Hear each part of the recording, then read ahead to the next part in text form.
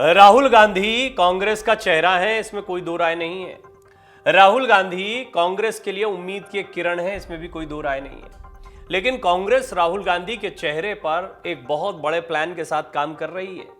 यह कोई एक दो दिन की बात नहीं है, एक यात्रा की बात नहीं है। राहुल गांधी के चेहरे को मजबूत करने के लिए कांग्रेस लगातार प्रयासरत रही है। इससे बहुत स्पष्ट हो जाता है कि कांग्रेस के लिए उम्मीद की कोई किरण है तो वो राहुल गांधी हैं। राहुल गांधी इसलिए भी महत्वपूर्ण है क्योंकि वो एक ऐसे परिवार से आते हैं जहां देश को कई प्रधानमंत्री मिले हैं, जिसने अभी तक कांग्रेस का नेतृत्व किया है। चाहे उनकी दादी इंदिरा गांधी हो, चाहे उनके पिता राजीव गांधी हो, या फिर उनकी मां सोनिया गांधी, जो बेशक प्रधानमंत्री नहीं बनी लेकिन पार्टी की कमान उन्होंने बखूबी संभाली और एक कठिन दौर में उन्होंने कांग्रेस की वापसी करवाने में कामयाबी हासिल की। राहुल गांधी के लिए क्या वही दौर आएगा? बहन प्रियंका भी साथ में दिखाई दे रही हैं। बहरहाल इस सब पर जयराम रमेश लगातार वो मीडिया के सामने आ रहे हैं। भारत जोड़ो यात्रा के दौरान भी उन्होंने कई मौक़ों पर कई महत्वपूर्ण बातें कही हैं, लेकिन उन्होंने राहुल पर एक बड़ी बात कही है। जी हाँ, जयराम रमेश ने राहुल पर क्या बड़ी बात कही है और किस तरह उन्होंने आगामी चुनाव में राहुल की ताकत की ओर इशारा किया है। उनके पास ऐसा कौन सा फॉर्मूला है जिसके जरिए आगामी चुनाव में वो जीत पाएंगे या अकेले के दम पर चुनावी मैदान में उतर पाएंगे, ये सारी चीज़ें बहुत जानने समझने जैसी हैं। सबसे महत्वपूर्ण बात यह है कि लगातार बार बार ये सवाल पूछा जा रहा है कि क्या राहुल गांधी साल 2024 में प्रधानमंत्री का चेहरा होंगे विपक्ष की तरफ से। ये सवाल उनके सामने कई मंचों पर रखा गया है। इस पर जयराम रमेश ने एक महत्वपूर्ण बात कही है। देखिए, हम आपको बता दें, विपक्ष को लेकर बिखराव जो है वो बीजेपी की एक बड़ी ताकत भी दिखाई देता है और विपक्ष किस तरीके से एकजुट होने से कतरा रहा है, इसकी वजहों को हमने कई बार कई रिपोर्ट्स में आपके सामने रखा है। जितने क्षत्रप बड़े हैं या क्षत्रपों की ताकत बढ़ी है, वो स्पष्टता इस ओर संकेत करता है कि जहां जहां कांग्रेस कमजोर हुई है, कई स्थानीय दल मजबूत होकर उभरे हैं।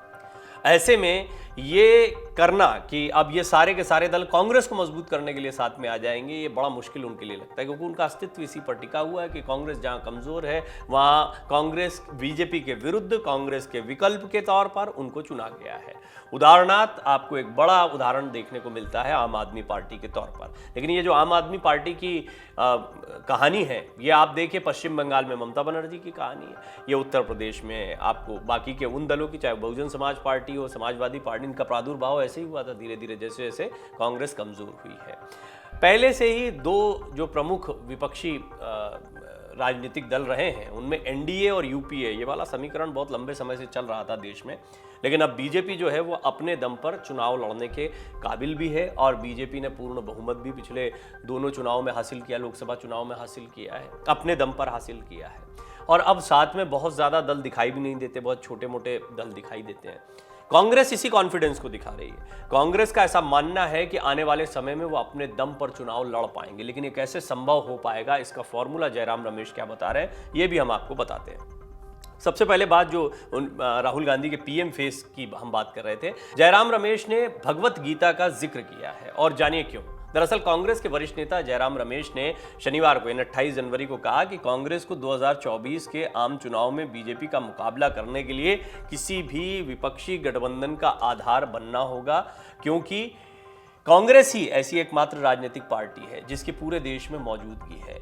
उन्होंने साथ ही कहा, उनके विचार से कांग्रेस को 2029 के लोकसभा इलेक्शन में हर राज्य में अपने दम पर लड़ने की तैयारी करनी चाहिए।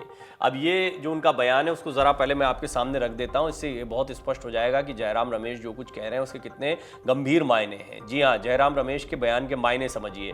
भारत जोड़ो यात्रा निकालना हमारा धर्म है, वो ये कह रहे हैं। हम इस पर ध्यान नहीं देते कि यात्रा से कितनी सीटें आएंगी, क्या वोट शेयर बढ़ेगा। गीता के श्लोक का उन्होंने जिक्र किया है, जो मैंने कहा आपको कि भगवत गीता के श्लोक का जिक्र किया है।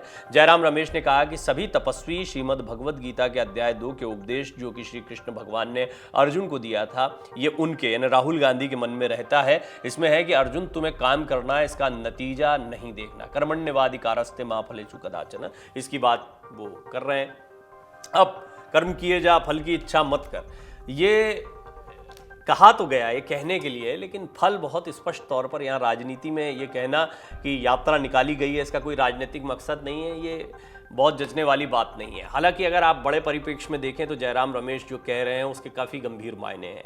यहाँ पर पहला मकसद ये था भी नहीं कभी कि कांग्रेस क्या मजबूत होगी, कांग्रेस क्या विपक्ष का आधार बन, इतना सब शायद कांग्रेस ने सोचा नहीं होगा। उस वक्त एक बड़ी वजह यह थी कि राहुल गांधी को जनता के बीच में जाना है, एक बार फिर अपने चेहरे को मजबूत करना है, अपनी इमेज को बेहतर करना है, और इस सारे मकसद में राहुल गांधी बहुत हद तक कामयाब दिखाई पड़ते हैं, ये कहना भी गलत नहीं होगा। अब दूसरी बात कि यात्रा को जो रिस्पांस मिला उसने उत्साह से तो भर ही दिया है, और शायद यही वजह है कि अभी जो मैं अगला फॉर्मूला आपको बताने जा रहा हूँ कांग्रेस का, वो फॉर्मूला उसी से निकल कर आया। अब कांग्रेस जिस फॉर्मूले पर काम कर रही है वो दरअसल उन्हें भारत जोड़ो यात्रा की कामयाबी के बाद समझ में आया। वो फॉर्मूला क्या है और कैसे अपने दम पर चुनाव लड़ने की बात अब जयराम रमेश कह रहे। बेशक वो 2029 का जिक्र कर रहे हैं, लेकिन ये कॉन्फिडेंस कैसे आया और कांग्रेस आगे किस रणनीति पर काम करने जा रही है वो भी समझ लेना चाहिए। अब कुछ एक चीजें आपको याद होगा, एक बहुत डिटेल रिपोर्ट में मैंने ये आपसे साझा किया है कि ए.के. एंटनी साहब ने 2014 की हार के बाद ही एक रिपोर्ट सबमिट कर दी थी कांग्रेस आला कमान को, और उस समय पर उन्होंने कह दिया था कि हार की बहुत बड़ी वजह है मुस्लिम तुष्टीकरण, हिंदुओं के मन में एक नकारात्मक छवि का बन जाना बहुसंख्यक समाज के मन में, और ये बहुत बड़ी कमजोरी है या बहुत बड़ी कमी है। इसके बाद में आपने एक सॉफ्ट हिंदुत्व देखा कांग्रेस में, राहुल गांधी का भी देखा, जनेऊधारी, जाति पाति की बात होना और बहुत सारी बातें। वहीं काउंटर आपने देखा विरोधी दल की तरफ से, उनके खिलाफ भी कुछ ऐसी बातें कही गई। बहरहाल धर्म की बात करके क्या राहुल गांधी की नैया पार होगी? भगवा वस्त्र, आरती, पूजा, मंदिर दर्शन, ये सारी चीज़ें जो हैं ये हाल के दिनों में देखने को मिली है राहुल गांधी। तो एक तो मोर्चा ये है, एक फॉर्मूला ये है कि अभी सॉफ्ट हिंदुत्व के साथ में भी चलना है, और दूसरी महत्वपूर्ण बात यह है कि जो पुरानी छवि है उसको बदलने का प्रयास करना है। राहुल की नहीं, कांग्रेस की। भी राहुल की छवि बदलने के लिए तो काफ़ी प्रयास किए गए हैं, राहुल गांधी की छवि में काफ़ी परिवर्तन देखने को मिल रहा है, लेकिन पार्टी की विचारधारा तो बदली नहीं जा सकती, विचारधारा आधारित पार्टी है, लेकिन विचारधारा को लेकर एक नैरेटिव जो सेट हुआ है, क्या उसको तोड़ने का प्रयास करेगी? कांग्रेस ने कभी नहीं कहा कि वो हिंदू विरोधी है, कोई भी पार्टी किसी भी धर्म की विरोधी नहीं होती है। जिस तरह बीजेपी को कभी ये नहीं कहा जा सकता कि वो मुस्लिम विरोधी हैं, लेकिन एक नैरेटिव सेट किया जाता है। हर राजनीतिक दल के लिए इस तरह के नैरेटिव सेट किए जाते हैं कि कोई किसी जाति के साथ में, कोई किसी धर्म के साथ में। जातिगत राजनीति भी ऐसी है हमारे देश में, हमने देखा अलग अलग दलों की। खुलकर कोई कुछ नहीं कहता, लेकिन नैरेटिव सब सेट करते हैं। तो कांग्रेस के सामने एक बड़ी चुनौती है कि उनके बारे में जो नैरेटिव सेट हुआ है, जो ए.के. एंटनी ने अपनी रिपोर्ट में भी लिखा था, मुस्लिम तुष्टीकरण, क्या उसको तोड़कर अब राहुल गांधी पार्टी की भी नई इमेज को सामने रख पाएंगे? एक बहुत बड़ा प्रश्न है। तो पहले तो इस फॉर्मूले पर काम होगा, और दूसरा महत्वपूर्ण फॉर्मूला ये है कि अब बेशक कर्मण्यवादी कारस्ते मा फलेषु कदाचन जयराम रमेश कह रहे हैं, लेकिन 2029 में यदि अपने दम पर कांग्रेस को चुनाव लड़ना है तो आने वाले दिनों में जितने भी विधानसभा चुनाव होने हैं उनमें जीत हासिल करने के बाद उन्हें अपने कार्यकर्ताओं को मजबूत करना होगा। खासतौर पर उन राज्यों में भी काम करने की जरूरत होगी जिन राज्यों में कांग्रेस या तो पूरी तरह से खत्म हो चुकी है, या जैसे तृणमूल कांग्रेस है, या अन्य राज्यों की बात करें तो कई जगह, जहाँ आंध्र प्रदेश है, ऐसे कई राज्य हैं जहाँ पर कांग्रेस से टूटने के बाद अलग अलग नेताओं ने या बड़े नेताओं ने अपनी पार्टियों का गठन किया और फिर उन्होंने कांग्रेस की पूरी सियासी जमीन को अपने साथ ले लिया। उदाहरण है ममता बनर्जी। तो कांग्रेस क्या वापसी कर पाएगी इन जगहों पर? और अगर अपने दम पर चुनाव लड़कर आना है तब तो बहुत ज़रूरी है कि आप किसी पर डिपेंडेंट नहीं रहे। उसके पहले इस चुनाव में बहुत ज़रूरी होगा कि क्या विपक्ष एकजुट हो पाएगा। एकजुट करने के लिए यात्राएं ज़रूरी हैं, ये भी जयराम रमेश कह रहे हैं। जयराम रमेश ने कहा कि वो निश्चित रूप से इस साल गुजरात के पोरबंदर से अरुणाचल प्रदेश के परशुराम कुंड तक एक और यात्रा निकालने पर जोर देंगे, लेकिन इस पर फैसला अंततः पार्टी को करना है। ये महत्वपूर्ण बात है, ये वो फॉर्मूला है जो जयराम रमेश अब सुझा रहे हैं। हालांकि वो कह रहे हैं कि इस पर अंततः पार्टी को फैसला करना है, लेकिन उनका सुझाव ये रहने वाला है। और पार्टी भी इससे तरह नहीं सोचेगी। मैंने आपसे पहले भी कहा है कि अब तो भारत जोड़ो यात्रा का समापन हो चुका है। भारत जोड़ो यात्रा के दौरान काफ़ी राहुल गांधी को रिस्पांस मिला, ज़बरदस्त रिस्पांस मिला। क्या राहुल गांधी अब पूरी तरह से छुट्टी पर रहेंगे या ये यात्रा भर करना उनका मकसद था? अब तो चुनाव शुरू होने वाले हैं, ये तो चुनावी साल है। आपने देखा किस तरह प्रधानमंत्री मोदी के अब दौरे शुरू हो गए, राजस्थान में जा रहे हैं, अन्य जगहों पर जा रहे हैं। और ये प्रधानमंत्री मोदी के चुनाव लड़ने का तरीका रहा है कि जब चुनावी साल होता है तो उस समय वो जोरदार तरीके से प्रचार करते हैं। और अन्य दलों में खासतौर पर कांग्रेस में एक बड़ी कमजोरी है कि वो विपक्ष में रहते हुए कई अन्य समय पर तो आपको प्रदर्शन आंदोलन करते दिखाई देंगे, लेकिन चुनावी समर में नदारद से दिखाई देते हैं। उदाहरण के लिए गुजरात के चुनाव के शुरुआती दौर में कांग्रेस जो है वो पूरी तौर पर गायब दिखाई दी। बाद में फिर राहुल गांधी के कुछ दौरे हुए, फिर कुछ रैलियां बढ़ाई गई, ऐसा लग रहा था पहले से ही हथियार डाल रखे हैं। तो ये कुछ ऐसी बातें हैं जो इस ओर इशारा करती हैं कि कांग्रेस को अब जो ट्रैक्शन बना है भारत जोड़ो यात्रा के बाद, उसको टूटने नहीं देना है। और जयराम रमेश ये जो कह रहे हैं कि अब पूरब से पश्चिम, ये दक्षिण से उत्तर हो गया है, अब पूरब से पश्चिम की यात्रा निकाली जाएगी, यानी देश को नीचे से ऊपर तक नाप दिया गया है। आप समंदर के इस किनारे से इस किनारे तक जाना है, यानी गुजरात से लेकर तो फिर अरुणाचल तक या नॉर्थ ईस्ट में जहाँ तक भी ये यात्रा जाती है वहाँ तक यात्रा को ले जाया जाएगा। तो आप अंदाज़ा लगा सकते हैं कि अभी आने, और इसमें चुनावी राज्य आप देखिए, राजस्थान, मध्य प्रदेश, छत्तीसगढ़ और नॉर्थ ईस्ट में जो चुनाव होने हैं, कर्नाटक है, कर्नाटक में अच्छा खासा समय पहले ही दे दिया गया है, वहाँ तो तेलंगाना कर्नाटक में समय दिया गया है, देखना होगा उसका कितना असर होता है। लेकिन इस बीच में क्या चुनावी राज्यों में राहुल गांधी की कुछ और यात्राएं होती हैं? क्या इस यात्रा, ये जो यात्रा का एक्सटेंशन होगा ये बहुत इमीडिएट शुरू होगा, कुछ अंतराल के बाद शुरू होगा? चुनाव भी बहुत जल्दी होने वाले हैं। तो अब राहुल गांधी को लेकर कई सारे फॉर्मूलाज पर काम हो रहा है, लेकिन ये तय माना जा रहा है कि अगर कांग्रेस ने बहुत स्वस्थ रणनीति पर काम किया, स्वस्थ इसलिए कहा जा रहा है क्योंकि कई बार मामला गड़बड़ा जाता है कि बहुत इमीडिएट फैसले नहीं होते हैं, या जैसे जयराम रमेश खुद कह रहे हैं कि वो पार्टी को सुझाव देंगे और मानना नहीं मानना अंततः पार्टी का फैसला हो। जब वो खुद ऐसा बयान देते हैं तो इससे ये बहुत स्पष्ट है कि पार्टी में बहुत सारे लोगों को मनाना पड़ता है किसी सुझाव के लिए। तो अब राहुल गांधी का इस पर क्या तर्क रहता है और फिर कितनी तेज़ी से इस पर काम किया जाता है, व्यवस्थाएं जो हैं वो कितनी तेज़ी से बनाई जाती हैं, सारी चीज़ें तय करेंगी कि क्या राहुल गांधी आने वाले दिनों में भारत जोड़ो यात्रा के एक्सटेंशन को लेकर सामने आ पाएंगे।